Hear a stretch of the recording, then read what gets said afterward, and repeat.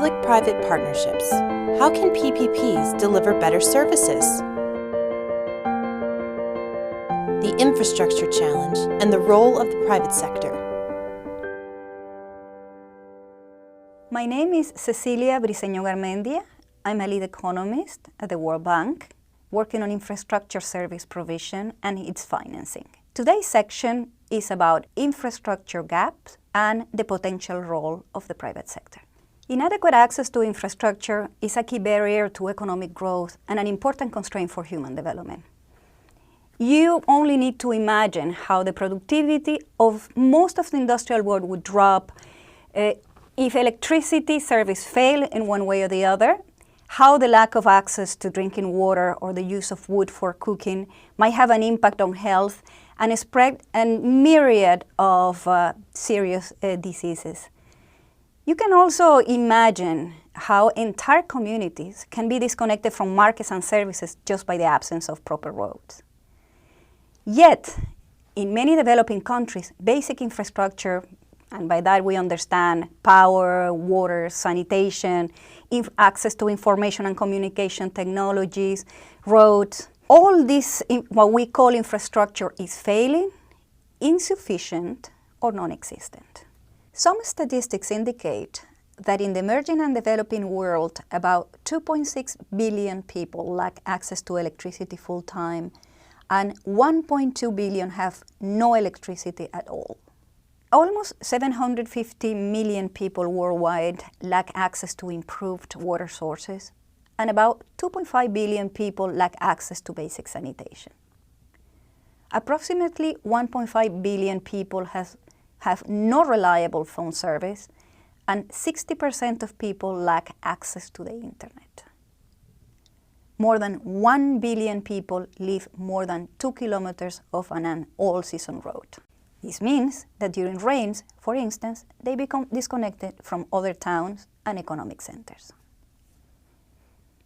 But what do these numbers mean in terms of the development challenge? To explain that, I will bring the example of Africa, the African power sector. To put things in perspective, the 48 sub-Saharan African countries, with roughly 800 million people, generate the same power that Spain does with 45 million people. This amount of generation and electricity represents 10% of what is found in other developing countries.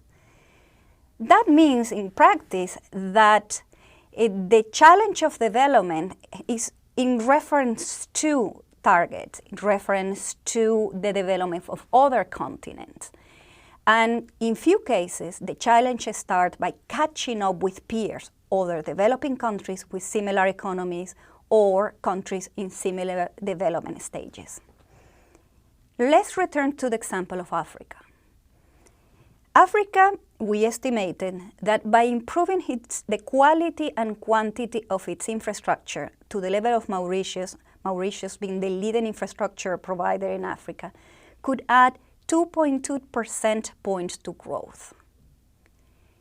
However, if Africa improves its infrastructure level, quantity and quality, again, to the leading country in Western Europe, it would add about 4 percentage points to growth.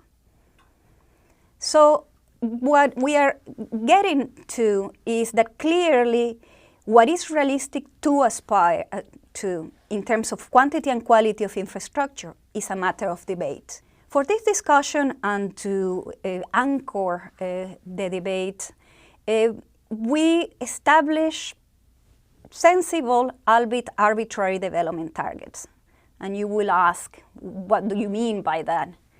Well, let's assume that we have the possibility, the power, that in a period of 10 years, we would be able to rehabilitate to good condition the existing infrastructure that is in the place, build new assets to keep up with the economic growth and the demands of economic growth over the same period, the next decade, and meet fairly modest social targets, such as established by the Sustainable Development Goals for water and sanitation.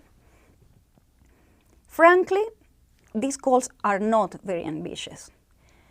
Yet, Those would allow regions such as Sub-Saharan Africa or South Asia to catch up with other developing regions. Based on our knowledge of cost in terms of investment, we put a price tag to these targets. That includes investment, maintenance and operation of infrastructure, and the capacity to operate these assets. In Africa, that estimate is roughly up to $93 billion per year over 10 years. We find that these needs in Sub-Saharan Africa amount to 10% of GDP in terms of investment, and it will imply at least an additional 5% of the GDP to maintain and operate those assets. Let's actually focus or bring the debate to individual countries and assess how difficult the situation could be, how daring the situation could be. For the Democratic Republic of Congo, these apparently very modest targets would represent 70% of the GDP just allocated to cover the infrastructure needs. Over a period of 10 years, you will say, this is absolutely impossible to attain. In terms of needed resources, and this is to illustrate the composition of that spending, the total infrastructure needs of a continent, of a country, can be thought as a bucket of water. If you have it full, all the needs somehow are provisioned for in terms of monetary resources. Based on the same research that I alluded before in Africa, close to half of these needs has been already covered by spending, one form or another. What is very striking is that half that is already paid for comes from domestic sources as taxpayers and user fees. And the balance of that half is financed either by the private sector, which covers over 20% of that, call it spending pie, overseas development assistance, like multilateral, bilateral sources, and the emerging financiers such as China, Indian, and Arabs altogether cover the remaining 14%. Close to 18%, if you think about it, 1/5 of what is needed for infrastructure is wasted on widespread inefficiencies. The existing spending envelope captures expenditure that is effectively allocated to meet the infrastructure needs identified on one hand. However, due to the widespread inefficiencies, the actual financial cost of spending these resources is actually much higher. These wasted resources represent an efficiency gap that, once eliminated, would release additional resources that are already sort of trapped in the system. Clearly, tackling these inefficiencies is essential to attain any development target. Otherwise, what is the use of pouring water into a leaking bucket? Moreover, as I mentioned, government has a leading role in setting in place a framework to develop strong institutions, which will have an endogenous effect of not only on one hand foster efficiency and efficacy, but on the other hand sets the place, the landscape to attract additional financiers. Additional financiers that includes the private sector. It seems that so far, the private sector remains a steady and important player in the infrastructure business. In fact, the numbers and the statistics indicate that for middle income and resource-rich countries, the private sector is the key source of external finance. There are no doubts, the private sector and the private sector participation and partnership with the public sector is just one piece of the jigsaw puzzle of infrastructure. But its importance and potential role cannot and should not be underestimated.